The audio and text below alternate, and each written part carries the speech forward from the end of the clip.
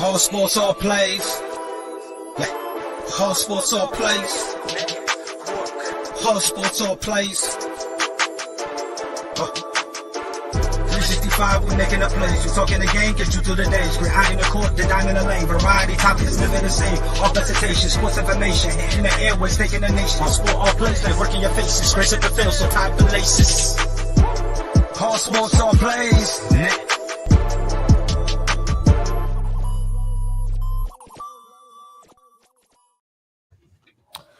All right, welcome everybody. Another Monday night episode of Bring It. I'm your host, the Big Dog. Glad to be back in the saddle after being out sick last week. Thanks, guys, for holding it down for me.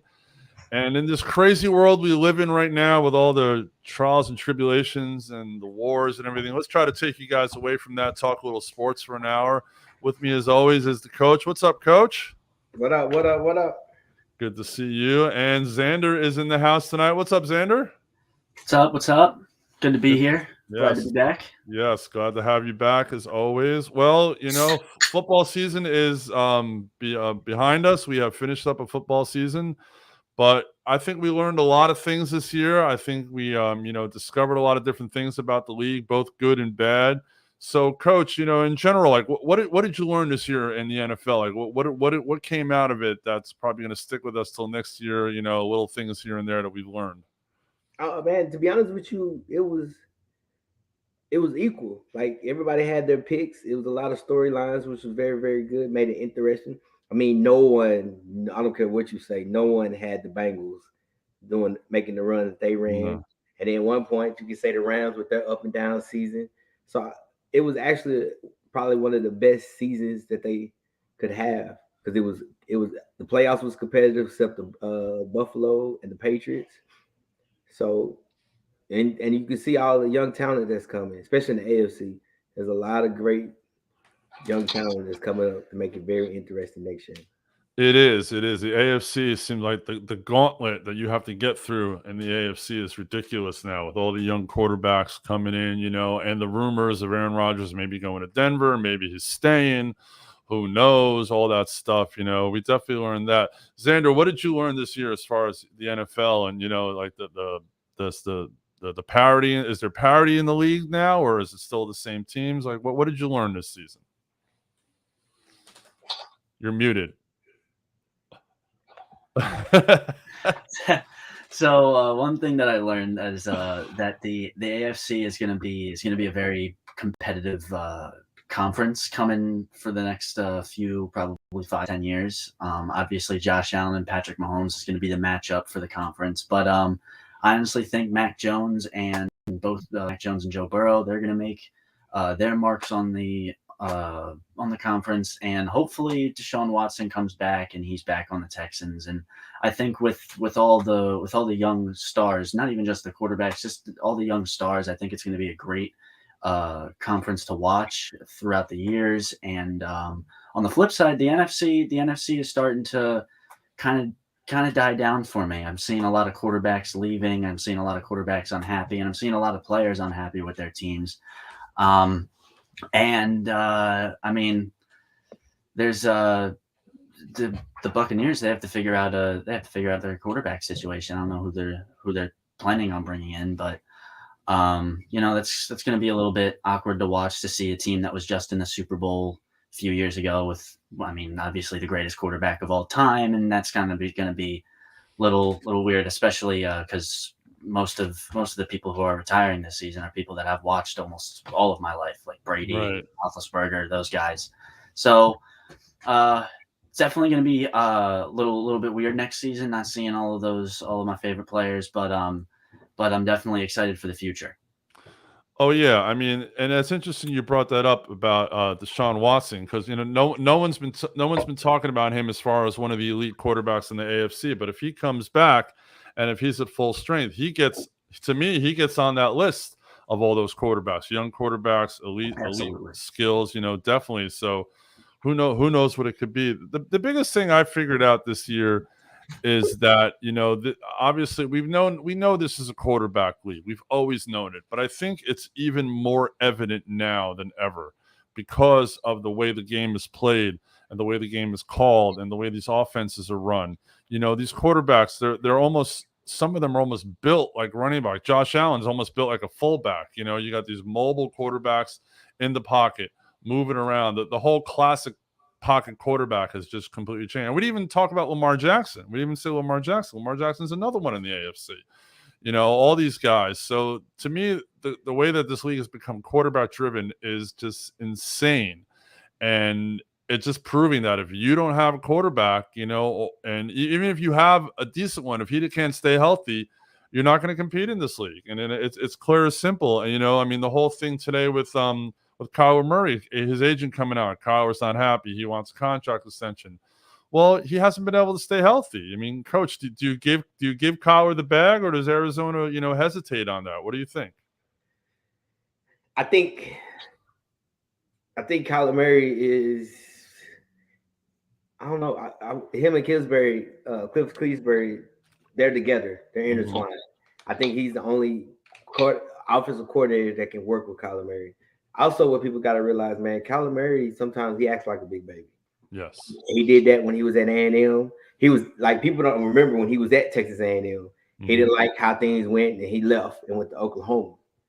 Well, they say he's the greatest high school player in Texas football history. I mean, he won 4 state championships. Don't get me wrong. Right. Yeah, I would never, like, he won 4 state championships. So he's considered, nobody's won 4 state championships in Texas. Right. But was he a crybaby in high school or no? Nah, man, that's different. Right. When you're in high school, he pretty much kind of got his way anyway. I mean, when you talk about Texas football, like, if you are a state champion, you can kind of do whatever the hell you want to do. They're gonna that's Kyler Murray. Go ahead. Yeah. So as long as he shows up on Friday, I mean, you'd be surprised at some of the stories that I've heard of people getting out of jail the night before. They stopped the charter bus at the jail, pick the kid up, and go win state. I mean, you have stuff like that. It's like what you see in the movies. It's like that down here. But that's Texas football. That's Texas football. But I think when you look at Kyler Murray, he's like 5'8". Like legitimately, he's 5'8". He can't see over the line. So he has to have a Cliff Kingsbury, because there's no one else that runs that type of style of offense. Right. Yeah, it seems that offensive system seems to be built for him, you know, and for him to come out with that statement today was really interesting.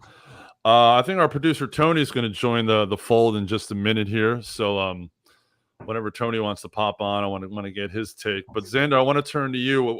Okay, there he is. Okay, we'll come back to you in a second. Hey, Tony, how are you? Good to see you, man. Good to see you too. Good to see you. Everything is going well. Tony and I had an interesting conversation off air, which is not for this show, but it was definitely an interesting conversation today.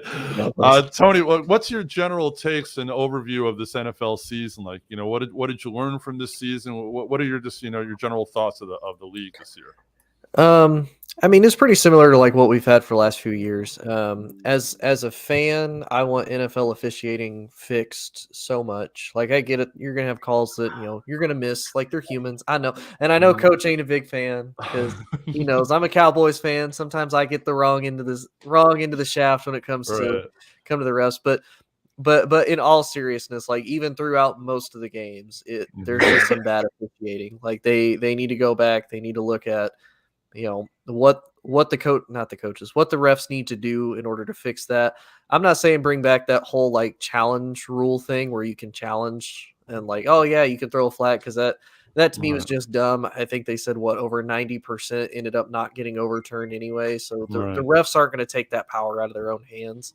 But to me, the NFL officiating needs to get fixed because it's so bad. And I feel like it takes away from the game itself when you do that. And of course, something that I already said that I kept saying the entire time, Aaron Rodgers is not the real deal. He's a choke artist. We all know that. Coach, did you want to rebut to that statement with the referees? Totally, the referees. Were they bad in the playoffs? Yeah. Wait, what game? Huh? What game? Yeah. Well, the last 4 minutes of the Super Bowl, they were. The last 4 minutes of the Super Bowl is a big one. Oh, come on, man. Like I said, if it's one or two, like I said, they're human. They're going to make mistakes. They can't catch every single call. And I'm not asking them to catch every single call. But you can't, you can't have the Bengals be like, "Oh yeah, that was pass interference." No, he's just really good coverage on the offensive player. Like you can't be like, "No, that's pass interference." Like, come on, man. Like, come on. Like again, if you miss one or two, it's going to happen. People are going to complain. I get it, but all season, there's just crappy. Hell, actually, the Raiders versus the Bengals, they're just like, "Oh, whistle dead." Then they're like, "Oh crap, that we shouldn't have blown the whistle." Yeah, touchdown Bengals. It's fine. It's touchdown Bengals. Didn't happen. I mean, come on. That's just like stupid stuff. Yeah, that was definitely an interesting call, Xander, I'm gonna go to you real quick on this. The whole Aaron Rodgers saga that happened, last week with his Instagram post, him being on that 12-day cleanse and blah blah blah. I mean, we all agree Aaron Rodgers is overrated. We've all talked about that. He's overrated, blah blah blah. But I mean, what was your take as a young fan of this game? Him being like one of the older guys in the league. What's your take on the way his behavior, the way he's conducting himself at this point? I mean, what's your take on that? To me, it's immature. I mean, you're a 36-year-old man. I get that if you're unhappy, but you gotta like tone it down a little bit. You're just going on social. You're turning into like a LeBron. You're just going into social media, and people are just getting upset at you, and it's not doing you any good. Mm-hmm. Clearly, the Packers want to keep him, and he wants to leave. So obviously, they have to figure out a mutual agreement there. But in terms of the way he's been acting, I just think it's immature. He's a veteran in the league. He's definitely been through a couple of rocky patches, but I've never seen, like, at least for the past 3 years, I've not seen players act like this ever in the last 15. Through the last 15, in the past 3 years, so many players have gone off the rails. Like Antonio Brown, we can name one of them. Aaron Rodgers is sort of starting to, get on my nerves with all his social media stuff, and just a bunch of other guys that Eli Apple, he kind of runs his mouth on social media all the time. It's just, at some point you just got to stop, especially if you're an older guy. And like, I get if you're 22, 23, you want to talk some trash online, but like if you're 36, just try to figure it out with the people that you're trying to figure it out with and get it done. Right. No, definitely get it done is the key phrase there, because Aaron Rodgers got it done once and that's it. He hasn't gotten it done since. Yeah. So, I like Tony's face right there when I said that. No doubt. Well, Tony brought me into the next football topic we're going to discuss, and then we'll move off of football. But I want to discuss, referees, the rules. We've seen rules change here and there. There's all this talk about overtime. The Colts are presenting to change the overtime to the owners at the owners meetings next month. So I'll start with you, Tony. Is overtime the one rule you change, or would you change a different rule? Like, what's the one rule you think you change in this league right now?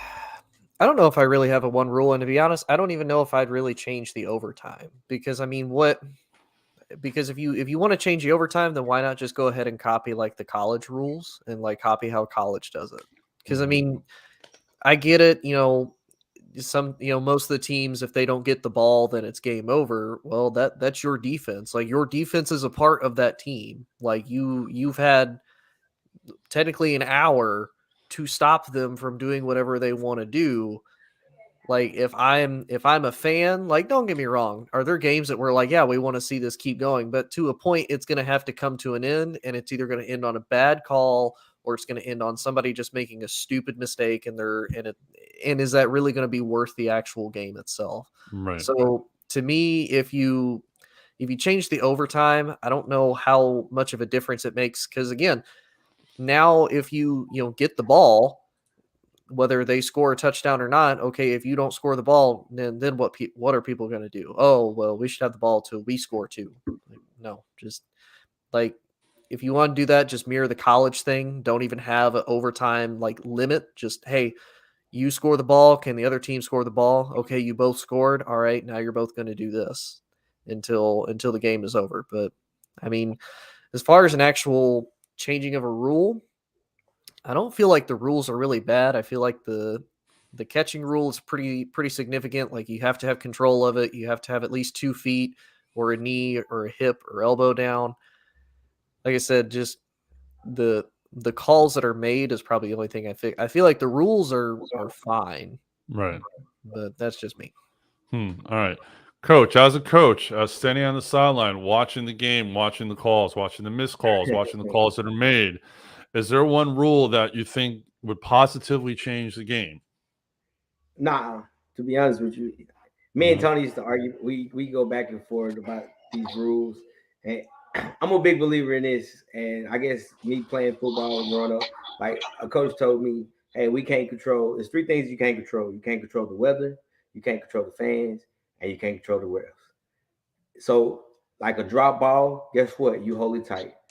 A fumble, if it don't come out your hands, it's not a fumble. Like it just you as a player, you just got to adapt because it's human nature, and that's what makes football so good and so a great sport because people make mistakes. You can make a mistake from dropping the football or getting a penalty called on you, but then the very next play you can make a difference and you can change it. So, to me, it doesn't bother me that much because I haven't seen really just like one legit rule where you can sit there and say, or it was a play that was so bad that it changed the outcome of the game that counted in the playoffs for me. So I don't know. Maybe I'm old school about it. I don't care. Whatever they decide, then that's what you play with. Right. No, it's interesting. You say that about the rules. I don't know if any of you guys caught the 30 for 30 about the tuck rule that was on ESPN. If you haven't seen it, definitely go check it out. Very, very well done. And they really explained the rule, and eventually that rule was changed and went away. But that a rule like that has changed games. Pass interference rules have changed games. But what is a catch has changed games. The biggest. The what's his name? Megatron. That catch. There was one catch with Michael Irvin had a catch in the playoffs. The Des Bryant ball, exactly. Things like that. Yeah, exactly. Every time. Yeah, every time. Well, there was a meme today that says that Jennifer Lopez has more rings in the last 25 years than the Cowboys do. But hey, hey, that's fine. You know who else will get another ring in 25 years? Aaron Rodgers. Exactly. What's that? 3 stabs on Aaron Rodgers so far? We got a little meter right in the corner. There you go. 5 at night. There you go. All right, Xander, what do you think? Would you change the overtime rule? Do you think it's been too reactionary because of what happened in the playoffs? Because the percentage, I think, is like 50 or 52% of teams that won the coin toss have won the game on their first possession in overtime. So, what's your take on it? So I don't think we need to completely change it. As Tony said, we don't need to completely change it, but I would change it to the overtime for college, just because both teams get a fair chance, and then it's pretty much sudden death after that. Unless if both teams score, let's say it's like a Bills Chiefs game. Both teams are high-powered offenses. If both teams score, then it's sudden death after that, and that's what you want to see. You don't want to see the Chiefs win the toss and then go all the way downfield and win it like they have in the past. Right. So I don't think we need to change the rule or all of the rules, but definitely change the only one. If you score, then the game's over. Definitely give one possession to each team. Other than that, that would really be my take on that. Mm-hmm. And it's interesting, and I lean that way too, only because obviously it's the end of the game. Defense is retired. You tend to, your defense tends to get tired. Obviously, if you return a kick like that, if you get like a Devin Hester back there, who Devin Hester should be in the Hall of Fame, and he got screwed this year, but that's a whole other story. Like a Devin Hester returning the opening kickoff, fine, but there definitely should be a possession thing, in my opinion, just for the fairness of the game. I know they're trying to prevent injuries. I know they're trying to keep the game, as short as moving as possible. You don't want to extend the game too long because of television, because of everything. But I definitely believe that, there should be a possession on each side. But my biggest qualm as far as rules go, and I want to see what, coach, being a coach, my thing is I still don't think they've definitively, and we talked about it before, what is a catch? There's still questions on what is a catch, Now, coach, how many times have you had a game where what is a catch has been questioned? I can only imagine it's come up a few times. You're like, that was a catch. It's not, and they're going, and there's no replay in high school, so you just got to depend on the guy on the stripes on the field. So, How do you feel about that rule as far as what delineating what is a catch? And that's the thing, and that's like I said from the beginning. I'm a big believer in if that ball touch your hands, make the catch by any means necessary. Because then now if you do your job, you take it out of the ref's hands. Right. So if the ref said, it's a drop, it's a drop, like a fumble. You could be down on the ground, but if the ref calls it a fumble, there's no point in me arguing with this ref because he's not going to change it. So for me, it's, hey, you got to hold on to the ball no matter what. I don't care. You hold on to the ball and then you hand it back to the referee when it's over with. But what about when you make the catch? You made the catch, you're falling, you hit the ground, you have possession, and obviously sometimes they'll call it incomplete when you hit the ground and the ball pops out, even though you came down with the ball. See, that's the rule. That's the part of the rule I can't seem to grasp because you're doing the receiving, as they call it, the receiving motion, right? And that type of thing. The process of the catch. The process, yes. Process of the catch. But again, it goes back. It's such a bang bang. Mm-hmm. So like with a referee has it depending on where the spot is. Referee has to watch. Okay, is he inbounds? Where's his feet? Where's his hands? Like, did he make a football move? Right. Like all those things go in play, and it just happens. I mean, it's easy as a fan that watch it on a replay or watch it at a certain angle. They say, "Oh no, that was a catch," or "No, that's a drop." Right. So like I said, I'm just a big believer, man. Just hold the ball, just grab it and just hold it. Because again, it's the human nature. Because if we sit there and you watch a football game, they can call holding every play. Mm-hmm. Yeah. They could call, like I had to explain to my sister-in-law. She was like, what's holding, what's not holding. I said, when you grab a guy and you have him inside, as long as your feet are moving and he's moving with you, it's not a holding. It's when they show separation from the body, that's when it's called a holding. It's just there's a lot of things that they can call constantly over and over in a game. Mm-hmm. So when it comes to fumbles and catches and stuff like that and blocking, that's just, I feel like, don't put it in their hands to make the play, make the call. Right. But there are some refereeing crews, as we've seen throughout NFL, throughout college, throughout high school. There are some crews that'll call more things than others. I mean, we've seen examples of this. So it's like, is it everyone just has a different interpretation of the rule, or some guys are like, just let the kids play, let them play. I mean, where's the balance of that? But that also, I think even in the NFL have they probably give the coaches, players, hey, this is the statistics of what they call. They call 75% of holding. I mean, there's times even when coaching football, the refs. Right. Like, so you have conversations, so you know what he's gonna call, and then they know what you're gonna play. Like when I used to coach basketball, when referees know that they were calling our games, they know, okay, this is gonna be a fast-paced game. Mm-hmm. They know he's gonna be aggressive. So they kind of, I mean, they let you get away with a lot of things because of how you play. So it all goes hand in hand. I guarantee all these NFL refs, you can see the NBA, especially the NBA, they have full-blown conversation with these refs. Like, they know each other. They talk to each other by their first name because you know what kind of ref they are. You know what they're gonna call, because there's some refs you can't say nothing to. Right. Just be like this, yes sir, and that's it. Because they got their hands in football. They got their hand on that flag. Waiting. I'm just waiting on you to say something. Mm-hmm. So I mean, it just all depends on. It just depends on. They're human. That's the beauty of it. Like, so you're gonna get that with any ref, but again, like I said, you're gonna know these refs. You're gonna have a conversation with them. There's been plenty of times. There's refs that come out and tell you, like, hey, we're not putting up with this, because the opposite team might say, hey, the DBs like to grab. Right. So they'll come over and say, hey, we're not gonna allow all that grab, and make sure if it's past 5 yards, don't grab. Right. So we just relay it on to our guys, like, hey, look, they watching this today. Mm-hmm. All right, interesting, very interesting. I want to just cover this one more little thing, then we're going to take a break.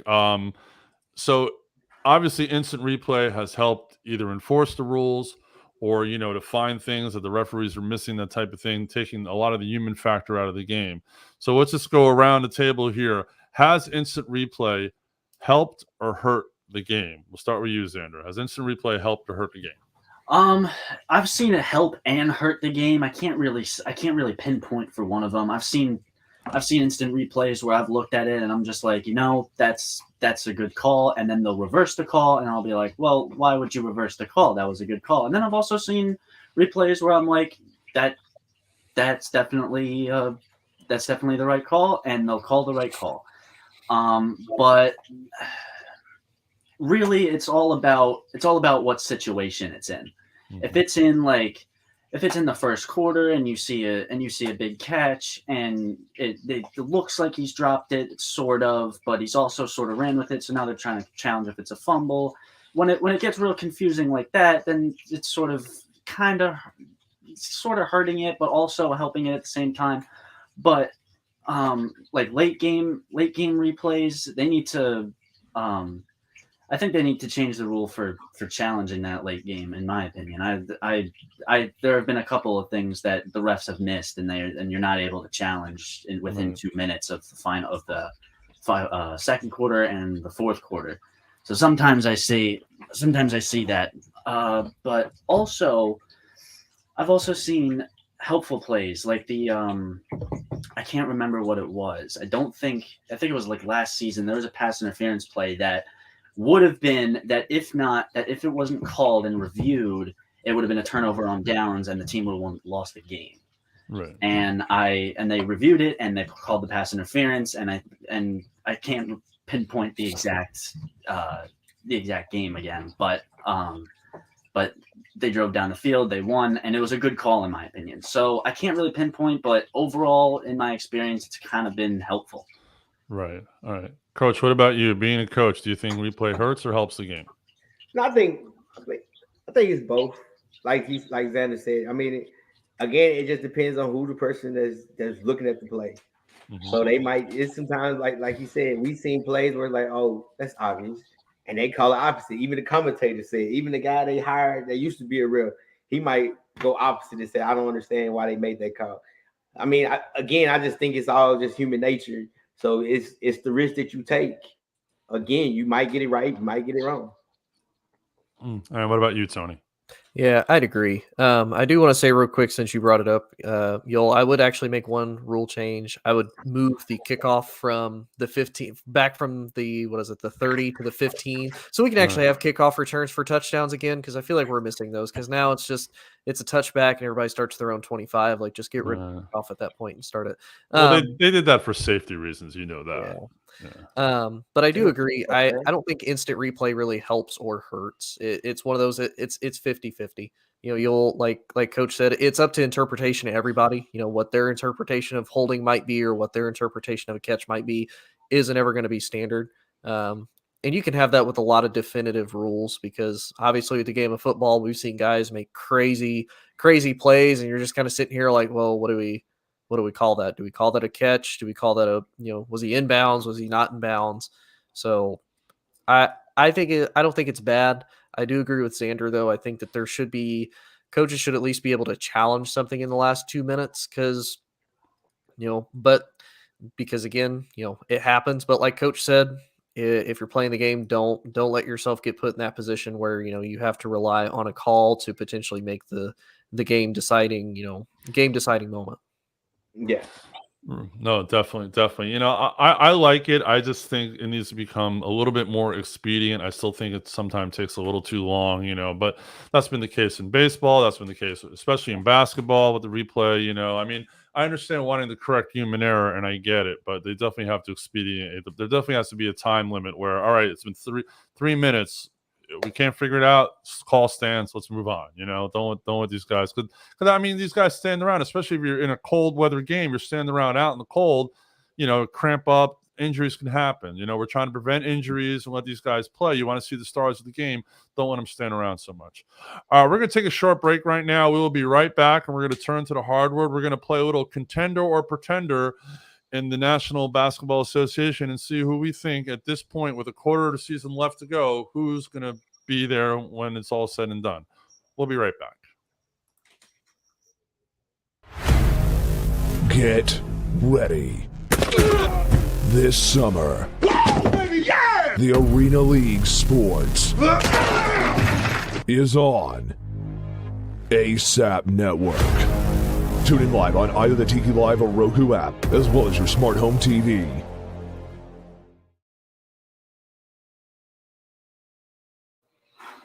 All right, I want to be that voiceover guy.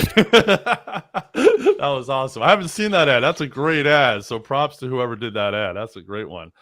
All right, so All-Star break happened. We're basically have a quarter of the NBA season left.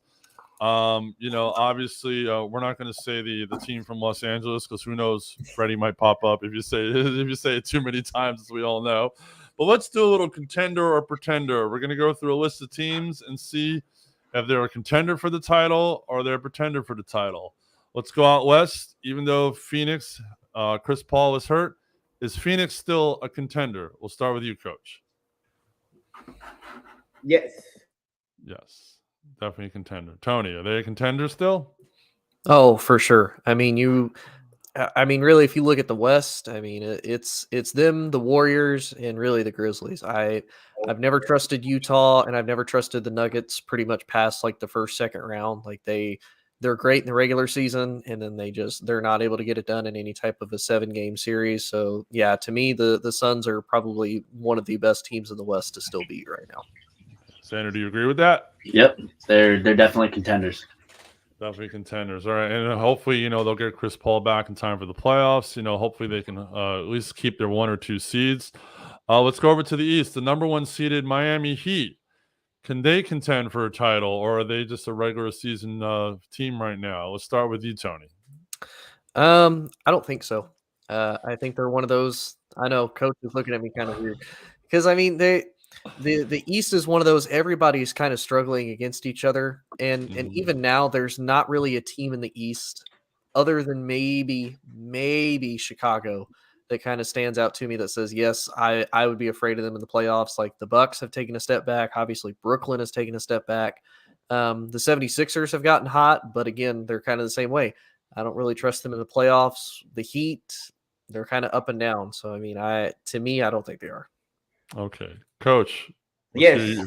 Yes. Coach says yeah. Yes. I picked them to come out of the East anyway. I just think they have the pedigree. 1, they're gonna play defense. 2, they're not selfish, so they're gonna spread the ball. And then the third thing, most important thing is, especially when you talk about playoffs, they have a good coach. He's gonna make halftime adjustments and make better decisions. So I'm riding. I'm riding the Heat. Yes. Riding with the Heat. All right. Xander, what about you? Heat, yes, or contender or pretender? Yes, and actually, it's a funny thing. I think the Heat are my favorite for the NBA championship. I've seen what they've been doing this season. They've been great, and I was doing a little bit of research on their games. They've proven that they can. In my opinion, Milwaukee will be the one big problem for them if they have to play them in the championship or in the playoffs. But they've proven that they can beat them at home and in Milwaukee. So I think that the Heat are definitely contenders. Yes. Yeah, well, I definitely agree with that. Being down here, I see the Heat a lot down here, and they're definitely a contending team. Obviously, the key to that team is staying healthy, and I think Eric Spoelstra, very, very underrated coach. Kind of came up from nowhere. Everyone's like, "Oh, we had LeBron, he won titles," but even though he hasn't won a title without LeBron, he's still a good coach. And I definitely think if this, brought that team to the final in the bubble. It's basically the same team. Obviously, Dragic is now with the Nets, but it's basically the same team. The younger players have come up. If Bam Adebayo stays healthy, I think he's the key to that whole team. Everything seems to run through him. Obviously, Jimmy Butler, his head can stay in the game, but I definitely agree that the Heat are a contender. All right, let's go back to the West. The second place Warriors, 6 games behind Phoenix. But are they still a contender for the title? Let's go start with you, Xander. Yeah, they are. It's the Warriors. If everybody stays healthy, there's gonna be some sort of magic in the playoffs. But I think it's a very slim yes for me. A slim yes. Ooh, interesting. All right, Coach, what about you? Yes, they have what you call the champion pedigree. They've been there, they've done that, and also keep in mind you're missing 2 guys that are going to be key roles later on. Green is out still. Mm-hmm. And the post player, what's his name? God, dog, they drafted. I can't even think his name. He's Right. out. So right now, the biggest thing for them is just getting healthier and getting better and getting used to playing with each other. Right. So, Exactly. And it seems like now that Clay's back, it's definitely freeing up Steph more. Clay's taking his shots. They're able to move the ball a little better. I mean, a 6-game deficit is probably be hard to make up, but I don't think home court's going to really matter because it's probably, in my opinion, it'll come down to Phoenix and Golden State. Tony, where are you with Golden State? Oh yeah, I mean I agree because you think about it. Really, even before Kevin Durant got there, this was a Warriors team that was built to win a championship. I mean, really, probably your only other big name that you're missing out of that is Andre Iguodala from that first one that they won before KD, and then they just got better when they added him. And really, the thing that we've noticed with the Warriors, as the biggest thing has been injuries. Clay was basically hurt for the last 2 years, so Steph Curry basically carried them last year into the play-in tournament. So I mean, I definitely think they're possible. Like Coach said, they have the championship pedigree. They have 3 guys that they've been together for 10 plus years. They've all worked together. They've all won championships together. If there's any other team that is more than seasoned and able to make a run in the playoffs, it's the Warriors. Okay, interesting. Yeah, and I think Draymond, playing if Draymond plays the kind of game that Draymond can and doesn't get himself in trouble, then the Warriors definitely a team to reckon with.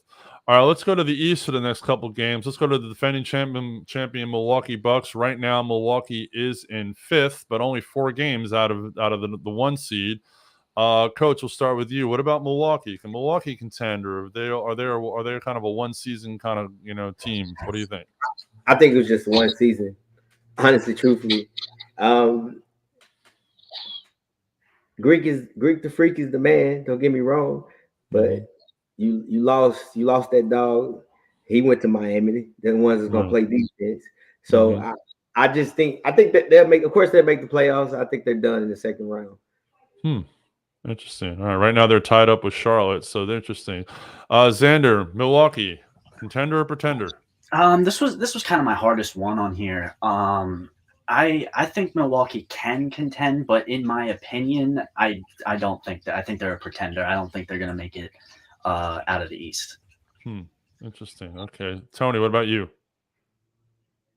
Yeah, I mean, I still think they're contenders. I don't know how far I would trust them, like in a 7-game series, depending on who they go up against. I think if they were to go up against, even if it was Miami or Chicago, I think they're just going to get beat because they still have Greek the Freak, but they traded one of their 3 best players that helped win them the championship last year. I can't remember off the top of my head who it was. Was it? It wasn't Drew Holiday, was it? No, I can't remember either. But it was because it's Giannis, Drew Holiday. Who's the third big man that Milwaukee had that helped him win? That they actually Chris Middleton. Middleton's DiVincenzo. I think they traded, right? Is that who they traded? DiVincenzo, yeah, he left. Yeah, and I know Chris Middleton, I think, is gone too. So I mean, to me, that's a big thing because obviously that was a piece enough to help help Milwaukee win a championship. And I think it's going to be a lot for Drew and for Giannis to have to answer that basically with just them. So I do think they're still contenders, but it's a very slight yes for me personally. Okay, yeah, I don't believe in Milwaukee. I think they were just a 1-season kind of thing. They kind of caught a break with Phoenix having injury issues in the finals. So I definitely think Milwaukee's I don't want to say not saying one and done, but you know what I mean. They'll make the dance, but I don't think they're going to win at the dance. Let's go to the 76ers. The 76ers are interesting, making the trade. Getting the beard over there. Coach, 76ers. Does getting pretenders? Yeah, that's how I feel. I want to hear your take first. I don't care what you say about James Harden. When it gets hard, he sucks. He's a front runner. When everything is good, he's all happy and doing all this little thing.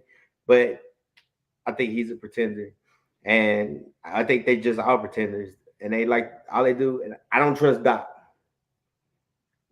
Doc is the guy. I don't trust him as a head coach because when you look at it, I mean, let's just be honest. 9 times 10 in the playoffs, it's about coaching and not just stars because your stars gonna get theirs. It's the people around them are they gonna get their shots. I don't trust nothing about the 76ers, and I don't trust Doc. So to me, Contender. All right, Tony, what about you? Oh yeah, definitely pretenders. I mean, we've seen James Harden. The closest we ever seen James Harden get was when he had CP3, and we know the type of player that CP3 is. And CP3 got hurt in that series against Golden State back in 2018. So I mean, yeah, to me, I don't trust Doc Rivers. There's a reason why he didn't succeed with the Clippers. There's a reason why he hasn't succeeded so far with the 76ers. I don't trust Doc in the playoffs. He's a one-trick type of pony, and I don't see him working. Yeah, well, Doc definitely had a great big three in Boston when he won that championship over there. Xander, you're in Pennsylvania. What's the buzz in Pennsylvania about the Sixers trade? What are they saying in Pennsylvania about the Sixers right now? Well, obviously, all the Philly Sixers fans are like, championship, woo! No.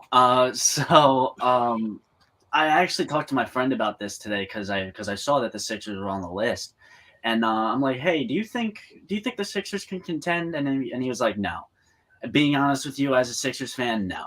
I know that we got a very good team right now. I mean, Tobias Harris, Tyrese Maxey, James Harden, Joel Embiid, all those guys are elite talent. Or, well, maybe not Maxey, but most of those guys are elite talent. And you've got the squad, but he says the coaching's not there. And as Tony said, I don't trust Doc. Or I think that was Coach. Coach said, I don't really trust Doc. And I don't either. I saw what happened with the Clippers, and when he was with the Clippers, and he had a great team there, but he couldn't do anything with it. And so, but bottom line, they're pretenders. They have been for the past couple of years when I've seen them go in. So, yes, they're pretenders. Yeah, I definitely think they're pretenders. I think, James Harden folds like a cheap suit in the playoffs. He has not proven to me that he's a winner. He has not won at any level. Yeah, he's making money. Yeah, he can make shots. Adam Shine today on Mad Dog Sports Radio was going on and on about how James Harden is bringing it. Now he's with his new team. He looks happy. Yeah, show me in the playoffs. You've got Joel Embiid, who's definitely an MVP candidate, no doubt. One of the best big men in the league right now. But to me, the Sixers team, I don't blame it so much on Doc. I think Harden is going to be the death of this team, if you ask me. As Coach said before, when Harden's not happy, everyone around him is miserable. Which moves us to the Brooklyn Nets. Now, the Brooklyn Nets, to me, are an interesting conversation because when KD's healthy, when Kyrie's on the court, now they've got a good outside shooter in Seth Curry. They got Dragic coming off the bench. And if Ben Simmons, if they get all those guys on the court at the same time, healthy, Coach, can this Nets team contend? Yes. To be honest with you, if you look at that team, all it is Golden State all over again for KD. Mm-hmm. To a certain degree, even if you say Kyrie has handles. He can create the one-on-ones. Seth Curry can make the shot. Hey, what's his name is Draymond Green because Draymond Green don't shoot the ball either, but he plays defense. And then you got KD. So, I mean, if you really look at them now, they're just pretty much they are the Golden State of the East, my opinion. But again, it goes back to this. They ain't got no coaching, so they're gonna be out there freestyling. Exactly. They're getting crushed right now by Toronto. I know Steve Nash is also out. He tested positive for COVID. So yeah, they're just out there playing street ball right now. Xander, so if this Nets team is healthy, fully equipped, all those guys on the court, can they win a chip? I might regret saying it, but no. And it's not because of the guys. I think that they have a championship caliber team. I don't think they have the championship caliber coach. And I'm not taking anything from Steve Nash. He has been a great coach through the regular season. Personally, in my opinion, I just don't think he has what it takes to get it done in the championship. So in my opinion, they're pretenders. Interesting. Now, Tony, people have been saying, "Oh, look at last year. They were a footstep away from beating Milwaukee, whatever. If Kevin Durant's foot was an inch bigger, he would have hit. There would have been a 3, not a 2, and they would have tied or won. But what's your take on this Nets team? Yeah, I mean, and it kind of goes back to the whole officiating thing. Ifs and buts. We all know. Shoulda, woulda, coulda type thing. They've had other opportunities, they didn't take it. I kind of agree, but I think the big thing too is this team has to be able to work together. All the talent is there. They have the opportunity, but can they work together and can they make it work? And yeah, can Steve Nash, coach them to that point, which Honestly, I feel like Steve Nash this is more of kind of a players run team. Like this is more of a KD and Kyrie run team than it is Steve Nash's. He's just kind of there as the figurehead. I will say too, so obviously New York is lifting its mandate for the vaccine. So there's a potential Kyrie can come back for that. However, it is actually still found out that in the private sector for New York, employers are still not allowed to bring employees in if they haven't been vaccinated. So the mayor actually said, well, I want him back, but I can't make one exception considering we've made all these other people do it. We haven't made him do it. So that to me is another big thing. Is Kyrie going to be there or not? They said if the numbers continue to go down into March, there's a maybe, but again, it's going to be on whether or not, they lift that or if they don't. No, exactly. I read that today too, and they were talking about even if they're not going to if they cannot let unvaccinated police and firemen or something like that, they're definitely not going to let a basketball player. So yeah, it's definitely a good take. I mean, on paper, if this Nets team is completely healthy, they, as coach said, they're probably Golden State of the East this year. But I just you need someone. The inmates can't run the asylum, and they were saying when those Golden State teams, what is Steve Kerr? Steve Kerr played for Phil Jackson. Steve Kerr learned that type of coaching on how to coach guys, but not getting in their face, but how to coach those guys. So I think what Steve Kerr brought to those Warriors teams, that mentality, even though the players, were running and KD was running, but still, I think Steve Nash might need to take a cue from a Steve Kerr. And even though they're both point guards, with good shooting ability, you got to have a little control of your team. All right, let's go out west to my favorite player in the league right now, Ja Morant and the Memphis Grizzlies. Tony, you mentioned Memphis before as one of your three teams in the West. Why do you think Memphis can contend right now? Honestly, it's because of one man, and that's Jay Morant. Like I honestly think that it's mainly him. The fact that the presence, the swagger that he brings to this Grizzlies team, and the fact that they've blown up out of nowhere. Like, right. Nobody has expected him to be this good. Nobody's expecting him to win the games that they're winning. And, with him there, it puts them in contention. Kind of the same thing. Do I see them matching up very well for, a full series against an actual healthy Golden State this time? Mm-hmm. No. But I mean, do I think that if they were to maybe add one more bigger piece, they would be 100%. But right now, I'm going to say no. No. Okay. Coach, what about you? Nope. They can't ride with Ja, huh? No, Ja, don't listen. I will never hate on Ja. To be honest with you, my opinion, I would pick Ja over Zion. I said that from the beginning. I never trusted Zion. And it's a shame how he's just gone completely downhill, Zion, but that's for another show. Yeah. One thing, and I think Tony probably heard me say this all the time. When you go back and you look at teams that win the championship, like the average age is 28, 29. Right.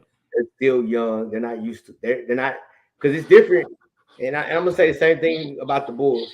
It's different when you go night to night and you play these games. It's kind of like you back in high school, back in college, or whatever. But when the playoffs come, you got to realize it's only 16 teams playing, right? And three playing that night. So everybody's gonna watch your games, and you're gonna get criticized, and you're gonna get the expectation. You're gonna hear fans calling you out. You're gonna hear all this. Now it's what do you do with the pressure? Because when you play a 7-game series, everybody knows what you can and you can't do. So they're gonna make you try to play out of your game. And so that's the question for me is I just don't see it this year. They're getting there, but I don't see the playoffs because that's a whole different beast. No, definitely. Xander, what about you? You're a man of bold. You're a man of bold predictions on this show. I am a man of bold predictions, and honestly, I was kind of debating it earlier today. I was like, maybe I should make another one. Maybe I can manifest it. But no, I agree with Coach on this one. They're kind of a young squad right now, and while Ja Morant is an absolute superstar, oh my God, I love watching him. I've loved watching him last season, and this season he has taken an absolute leap forward in his play. But just the rest of the team, I don't I think they need also, as Tony said, I think they need another piece. I think they need another like solid piece in there that you're like, okay, yeah, this team could definitely contend. Because right now they could definitely make it past the first round, maybe the second, but and that's a stretch saying the second. Right. But right now, I just don't think that they can contend for the championship. So no, they're pretenders for me. You know, it's interesting. This Memphis team reminds me a little bit of the Toronto team that won a couple years ago, because Toronto team had their one superstar, you know, and then they had good role players all around it. Yes, they ran into a Golden State team that was hurt and had a lot of injuries and all that, but Milwaukee kind of ran into that last year too. But the way this team is run, it kind of reminds me of that kind of team. Like, you know, Ja is almost a Kawhi type of superstar, and there's players that play the roles around it. So, I mean, I would love to see Memphis. I'd love to see them make a conference final. I don't know if they can, but if they end up in the 3-2 slot against Golden State in the semis, that'll be a hell of a series. That's definitely for sure. Before we get to the last team, I want to throw another team in there that I did forget. In fourth place in the East, out of nowhere, is the Cleveland Cavaliers. No one's talking about this young Cleveland team. Now, I'm not sure if they're a contender, but they're definitely going to turn a lot of heads. Coach, I saw your reaction there. What about this Cleveland team? Man, you know, hey, you want to put them in the Bengals category? Like, hey, you guys are here, but you're going to be out first round. Thank you for coming. Go back to Cleveland. Enjoy the weather. But this Darius Garland's a baller, man. This kid can play. Hey, I mean, I'm not knocking it. And it's the same way. I guarantee Tony hear me say that all the time. There's levels. There's regular season, and then that's when you get to the playoffs. Because playoffs is where you make your name. You don't make your name in the regular season. You get notarized in the regular season, but what you do in the playoffs kind of dictate who you are. And I mean, it's a young, good team. Enjoy it while you can. Exactly. That's definitely an interesting take. All right, we won't spend any more time on Cleveland. Let's talk about the Chicago Bulls. Chicago Bulls are a good team. DeMar DeRozan's having a career year, an MVP kind of year.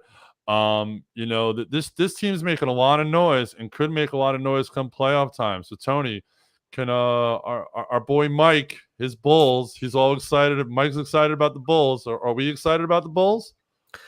I mean, looking at the teams in the East, I mean, you kind of have to be like, they're going to be in there.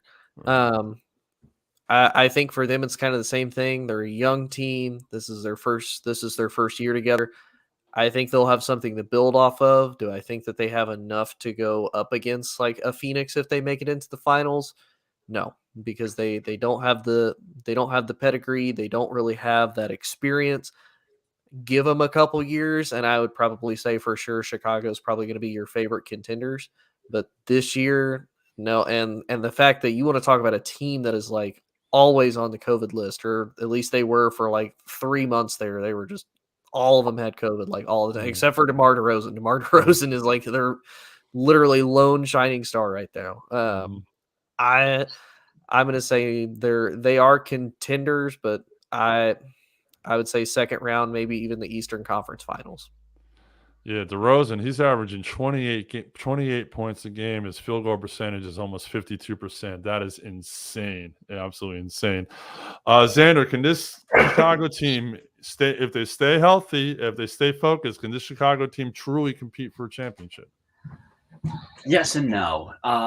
Chicago, in my opinion, they need to work on their defense. I mean, I've seen some games where they've definitely locked down, but I've also seen some games where they've given up points that they've given up shots that are wide open. I'm like, where was the coverage on that? I think yes, if the team stays healthy, they definitely have a shot. But again, I can't really see them contending for the title. I think it would be out of the top 3 teams in the West, I think it would be a very tough time for the Bulls to play a 4-game or 7-game series against, or 4, 5, 6-game series, whatever it is. Right. I think it would be a little tougher for them on the Western side. Eastern side, I think they'd have a bit of trouble, but if they get past the Bucks and the Heat, I'm pretty sure I'll start kind of regaining my faith. But for me right now, no, they're pretenders. You know, they've got a couple interesting games coming up. On Friday, they play at home against Milwaukee. Then Monday, they play the Sixers. And then on March 18th, they have to go out to the desert to play Phoenix. So those are going to be some definite key games. Coach, is this Bulls team for real? Is our boy Mike going to be happy come playoff time? No. I'm not even going to cuss. No. That's Mike's job. He does all that for us. Yeah. I don't care what you say. We can go back and forth. Y'all can say what you want. He start naming all these cats on the Bulls team. Man, look. When have DeMarcus Rosen done anything in the playoffs? Right. Exactly. We've seen this before when he was in Toronto. And then the second round of the playoffs, he saw LeBron and it was like nowhere to be found. Right. That's very true. I do remember that. I mean, I like this Bulls team, but I definitely think they're like a year away. I think him and Levine and Lonzo, they've been balling, but they're a year away. They're a year away. They need a little playoff experience, a little seeding to get behind them. Cool. All right. Well, we've got time for our last take here. It could be about anything you want it to be. So let's start with you, Xander. What's your last take of the night?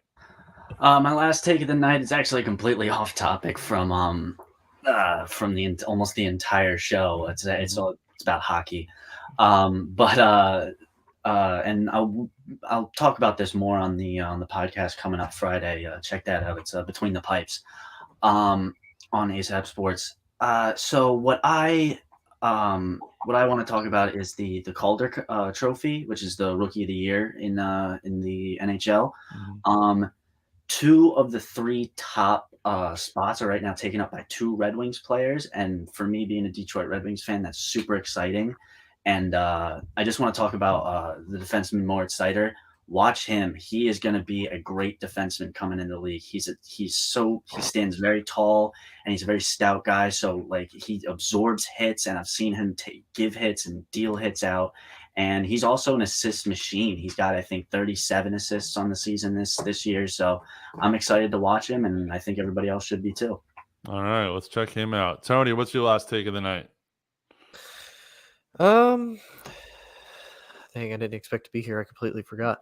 Dang it. I will say, I'll be honest. I'm excited for the NBA playoffs. I'm excited for the fact that I think we're gonna have a bunch of new faces. I think this NBA season has proven, if anything, there's really no strong favorite teams, because we've seen Phoenix start out hot and then they fell a little bit. CP3 is out. Golden State has kind of come back to being Golden State.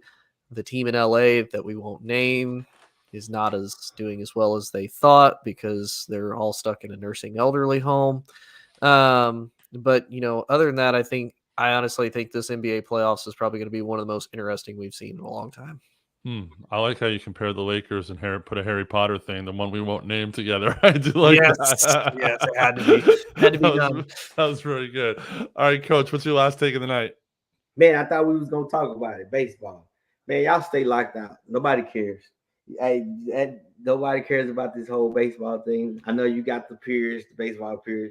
But other than that, stay locked out. You don't hurt my feelings.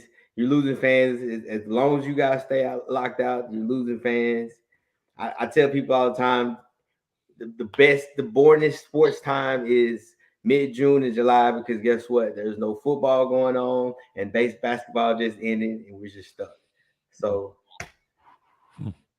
See, I'm on the opposite end of it. I'm an old school guy. I loved baseball growing up. My dad and I could talk for hours and hours about baseball, about the history of the sport. My dad grew up as a Brooklyn Dodger fan, and when he left, they were crushed, and he became, like a lot of National League people in New York area, they became Met fans. So that's how we're Met fans in my house.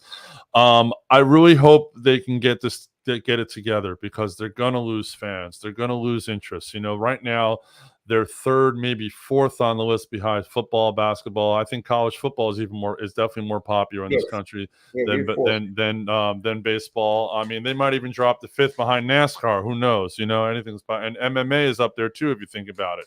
So it's like they're just going to keep dropping down and dropping down. Rob Manfred, to me, is the biggest reason of this lockout. When your commissioner doesn't care enough about the sport. I've been saying this for weeks. Rob Manfred, during the COVID year, made a comment about how the trophy is just a piece of metal. Your commissioner can't say that about the trophy that you're handing out. Oh, it's just a piece of metal. No, these guys have worked their lives to play in the major leagues. They've gone through single A, double A, triple A ball, whatever, pony leagues, whatever it's called. You can't treat the game like it's nothing. Rob Manfred has to go. The players union has a very strong head of it. Manfred is just a weak ass commissioner. Nothing's going to get done. This game is going to be ruined. I mean, they were supposed to today hopefully solve it. Games are going to start to get postponed. It's going to turn people off. People don't want a shorter season. You have millionaires and billionaires fighting. There are guys like us who are just struggling to put two nickels together out here talking sports, talking about the passions we have. Baseball needs to get it together. You're hurting too many people with this. This is absolutely ridiculous. But I'll tell you how I really feel. All right. Well, that is our time for tonight. I want to thank all you guys for coming, hanging out, all you guys for watching. We'll be back next week with another brand new episode. Who knows what's going to happen during the week? Anything can happen. There's rumors, as I said, the NFL is meeting in March about maybe baseball will be back. Maybe Carson Wentz will be traded. Maybe Aaron Rodgers will go cliff diving. Who knows? I mean, anything is. Tony wants to see that. Anything is possible. So on behalf of all you guys, thank you all so much for tuning in, and we will see you next week. Peace out. Whole sports all plays. Whole sports all plays. Whole sports all plays. 365, we making a plays. You talking the game, get you through the days. We're out in the court, the dime in the lane. Variety topics, living the same. All presentation, sports information. In the airways, taking the nation. All sport, all plays, like working your faces. Grace at the field, so tie the laces. All sports, all plays.